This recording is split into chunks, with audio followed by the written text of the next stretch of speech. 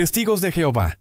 A primera vista, los testigos de Jehová parecen claramente cristianos. Leen la Biblia, hablan de Jesús y recorren barrios de casa en casa invitando a estudiar las Escrituras. Sin embargo, desde la perspectiva del cristianismo histórico, difieren en puntos doctrinales centrales. Niegan la Trinidad y enseñan que Jesús no es Dios eterno encarnado, sino una criatura excelsa identificada con el arcángel Miguel. El Espíritu Santo no es una persona divina, sino la fuerza activa de Dios. Usan su propia traducción bíblica, la traducción del Nuevo Mundo, y otorgan una autoridad muy elevada a la Organización Mundial y a sus publicaciones, como La Atalaya y Despertad, que orientan la interpretación oficial. Su soteriología combina fe en Cristo con obediencia, bautismo y lealtad práctica a la organización, con fuerte énfasis en la predicación pública y la conducta moral. Distinguen entre un grupo de 144,000 con esperanza celestial y una gran muchedumbre, con esperanza terrenal en un paraíso restaurado. Rechazan las transfusiones de sangre por motivos bíblicos y mantienen procedimientos disciplinarios estrictos, incluida la desasociación, que puede implicar limitación de contacto con quien abandona o contradice la enseñanza oficial. Su escatología es distintiva. Sitúan en 1914 el inicio del reinado invisible de Cristo y esperan Armagedón y la plena instauración del reino. Sus congregaciones se reúnen en salones del reino, con discursos y estudio sistemático. La obra misionera y la formación doctrinal son constantes. Para discernir, conviene examinar preguntas clave. ¿Quién es Jesús? ¿Qué es el Espíritu Santo? ¿Cómo se entiende la gracia y la salvación? ¿Y qué autoridad tiene la Biblia frente a interpretaciones institucionales? El objetivo no es atacar, sino entender con precisión en qué se parece y en qué se aparta esta comunidad de la fe cristiana confesada por los credos históricos. Mormones. A simple vista, los mormones se presentan como cristianos, leen la Biblia, hablan de Jesús, valoran la familia y envían misioneros por todo el mundo. Pero su fe se organiza en torno a una restauración, proclamada por Joseph Smith en 1830, con autoridad profética continua y un canon ampliado, además de la Biblia en cuanto esté correctamente traducida. Aceptan el Libro de Mormón, Doctrina y Convenios y la Perla de Gran Precio, junto con las enseñanzas del profeta viviente. En cuanto a Dios, no confiesan la Trinidad histórica. Hablan de la divinidad como tres seres distintos, el Padre y el Hijo con cuerpo glorificado y el Espíritu Santo como persona espiritual. Enseñan la preexistencia de todos como hijos espirituales del Padre y sitúan la expiación de Cristo en Getsemaní y en la cruz. La salvación para ellos llega por la gracia de Jesucristo, pero se recibe mediante fe, arrepentimiento y ordenanzas realizadas con la autoridad de su sacerdocio, bautismo por inmersión, confirmación para recibir el Espíritu Santo y perseverancia en pactos. Añaden ordenanzas de templo como sellamientos matrimoniales por la eternidad y bautismo vicario por los muertos. Su escatología incluye 3 grados de gloria, celestial, terrestre y telestial, y la exaltación, como meta suprema ligada al matrimonio eterno y a la fidelidad a los convenios. La vida práctica está marcada por el diezmo, la palabra de sabiduría, abstinencia de alcohol, tabaco, café y té, y entrevistas para obtener recomendación de templo. Desde la perspectiva del cristianismo histórico, los puntos de mayor distancia son la naturaleza de Dios y de Cristo según los credos antiguos, la suficiencia de las Escrituras frente al canon ampliado y la autoridad de profetas modernos y ritos de templo. El discernimiento pasa por responder con precisión quién es Jesús, qué es el Evangelio y dónde descansa la autoridad última de la fe. Ciencia cristiana. A simple vista, ciencia cristiana suena plenamente cristiano. Leen la Biblia, hablan de Jesús y celebran cultos dominicales, pero nació en 1879 con Mary Baker Eddy y se organiza alrededor de su libro Ciencia y Salud con la llave de las Escrituras, que reinterpreta toda la fe. Allí Dios es la mente divina, totalmente espiritual, y la materia, incluidos enfermedad, dolor y muerte, es un error de creencia que puede corregirse mediante comprensión espiritual. Jesús es visto como el maestro que demostró esta ley espiritual. El Cristo es la idea divina que Él encarnó, no el Hijo eterno consubstancial al Padre según la Trinidad histórica. La cruz y la resurrección no son principalmente expiación por el pecado, sino la prueba de que el mal y la muerte no tienen realidad última. La salvación, entonces, no llega por la gracia recibida por la fe en Cristo y su obra, sino por captar y practicar la ciencia que disipa el error. Sus reuniones combinan lecturas de la Biblia y del libro de Eddy, mantienen salas de lectura y acuden a practicantes para la oración de sanación, privilegiándola sobre la medicina convencional convencional. Aunque usan lenguaje bíblico y el nombre de Jesús, difieren en puntos esenciales del cristianismo histórico: la naturaleza de Dios y de Cristo, la realidad del pecado, el sentido de la redención y la autoridad última, que en la práctica se desplaza hacia los escritos de Eddy y el manual de la Iglesia Madre en Boston. Por eso parece cristiana por fuera, pero su núcleo doctrinal es otro. Unicitarismo. A primera vista, el ónenes o unicitarismo parece profundamente bíblico. Exaltan el nombre de Jesús, hablan del Espíritu Santo y apelan a Deuteronomio 6:4. El Señor uno es, pero su núcleo doctrinal no es la Trinidad histórica, sino el modalismo, un solo Dios que no es tres personas eternas y distintas, sino una única persona que se manifiesta en modos diferentes como Padre, Hijo y Espíritu. Así, Padre, Hijo y Espíritu Santo serían roles del mismo Dios, no relaciones personales reales. En la práctica, eso redefine quién es Jesús. El Hijo no es el eterno junto al Padre, sino el mismo Dios único manifestado en carne. Por eso muchas iglesias ónenes exigen bautismo solo en el nombre de Jesús, Hechos 2:38, y rebautizan a quienes recibieron la fórmula trinitaria de Mateo 28:19. Además, con frecuencia enseñan que hablar en lenguas es la señal necesaria del nuevo nacimiento. El problema es que la Biblia muestra interacciones reales entre el Padre, el Hijo y el Espíritu. En el bautismo de Jesús, el Hijo está en el Jordán, el Espíritu desciende como paloma y la voz del Padre habla desde el cielo. En Juan 14:16, el Hijo promete pedir al Padre que envíe otro Consolador. En Juan 17, el Hijo ora al Padre, y la bendición apostólica invoca juntos la gracia del Hijo, el amor del Padre y la comunión del Espíritu. La Iglesia antigua rechazó este enfoque como sabelianismo, porque al borrar las distinciones personales, termina diluyendo el amor eterno dentro de Dios y compromete la obra de la salvación tal como la presenta el Nuevo Testamento. Aunque el unicitarismo usa lenguaje cristiano y una devoción intensa a Jesús, su marco doctrinal difiere del cristianismo histórico en el punto central de la fe: quién es Dios en su ser y cómo actúa el Padre, el Hijo y el Espíritu Santo en nuestra redención. Evangelio de la prosperidad.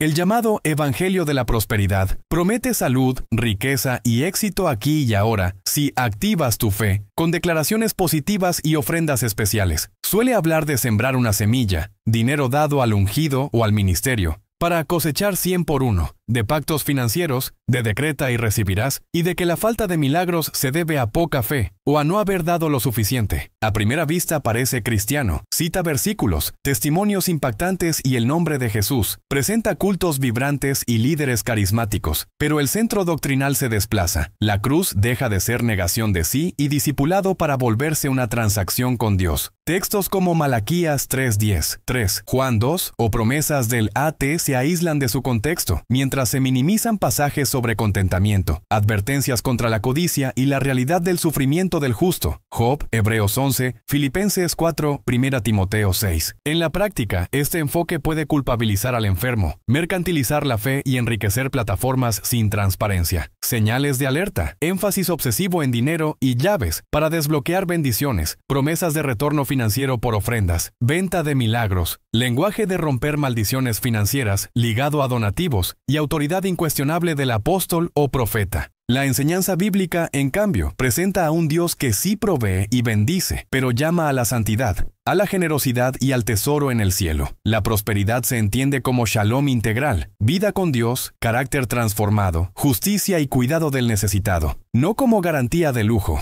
Por eso, aunque use lenguaje cristiano, el movimiento difiere del cristianismo histórico en su visión de la fe, del sufrimiento y del propósito de las riquezas. Nueva era.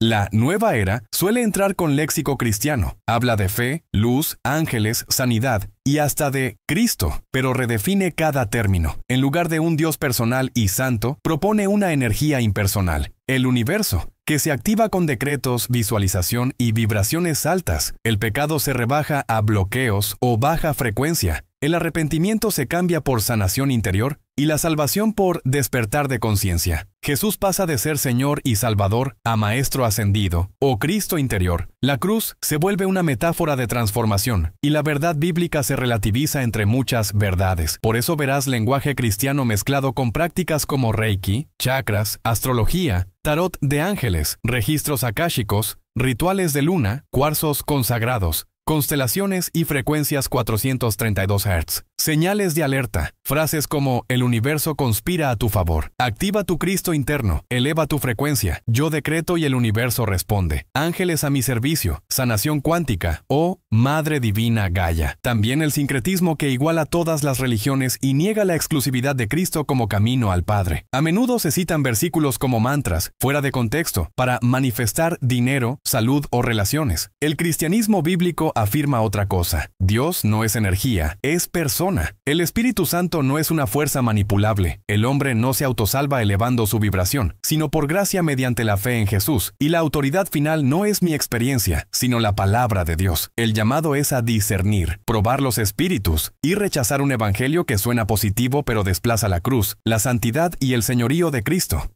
Gnosticismo moderno. El gnosticismo moderno se disfraza de cristianismo profundo, prometiendo acceso a evangelios ocultos y a un conocimiento secreto que la Iglesia te escondió. Habla de gnosis, de una chispa divina atrapada en el cuerpo y de un Dios verdadero lejano, mientras reduce al creador bíblico a un demiurgo defectuoso. Reinterpreta a Jesús no como Señor encarnado que murió y resucitó, sino como un revelador de códigos espirituales. La cruz deja de ser expiación y se vuelve metáfora. El pecado ya no es rebelión contra Dios, sino ignorancia que se disipa con información esotérica. Por eso le fascinan textos extrabíblicos, Tomás, Judas, Felipe, leídos fuera de su contexto histórico, y términos como Cristo interior, conciencia crística, arquetipo del Cristo. Señales de alerta. Afirma que todas las verdades son válidas, que no hace falta arrepentimiento ni gracia, que los sacramentos son solo símbolos interiores, que la resurrección es solo espiritual y que basta despertar para salvarse. También mezcla lenguajes de nueva era, habla de eones, vibraciones y jerarquías de luz, y vende la idea de grupos de iniciados superiores al cristiano común. El cristianismo bíblico afirma lo contrario. La revelación es pública en las Escrituras. El canon no necesita añadidos. Jesús vino en carne. Su muerte y resurrección fueron históricas, y la salvación es por gracia mediante la fe, no por escalar niveles de conocimiento. Si un mensaje niega la encarnación, relativiza la cruz y sustituye la obediencia por secretos, no es el evangelio de Cristo aunque cite a Jesús. Discierne, prueba los espíritus, y no cambies la verdad revelada por mitos seductores que halagan el ego pero vacían la fe.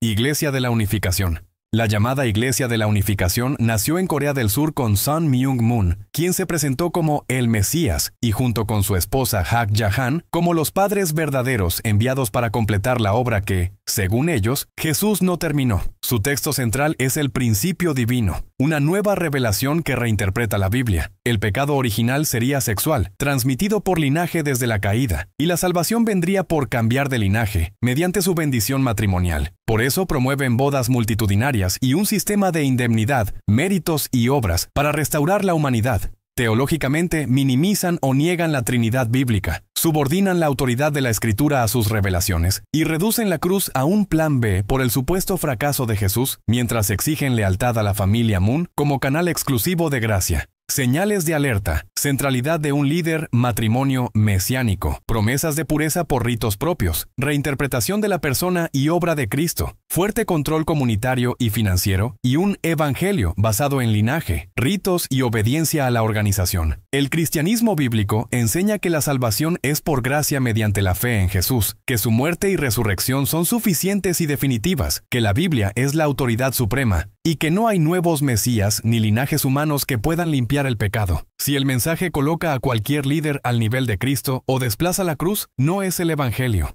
Si algo parece cristiano pero reemplaza la Biblia, a Cristo o su cruz, no es el evangelio. Manténganse alerta, examinen todo y permanezcan fieles a la verdad. Si este video les fue útil, denle me gusta, suscríbanse al canal y activen las notificaciones. Para dar el siguiente paso y descubrir dónde se sigue silenciando la fe bíblica, vean nuestro video. Todos los países donde la Biblia está prohibida, explicado en 11 minutos, aparecerá en la tarjeta de la pantalla o en el primer enlace de la descripción.